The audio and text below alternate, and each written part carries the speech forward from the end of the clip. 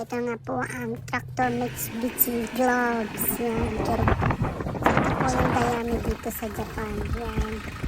Inilalagay namin sa truck. Tapos isisipin namin sa papakan.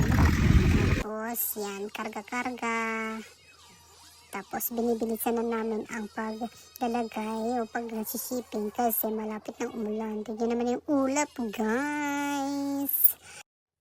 So yan, karga-karga tayo.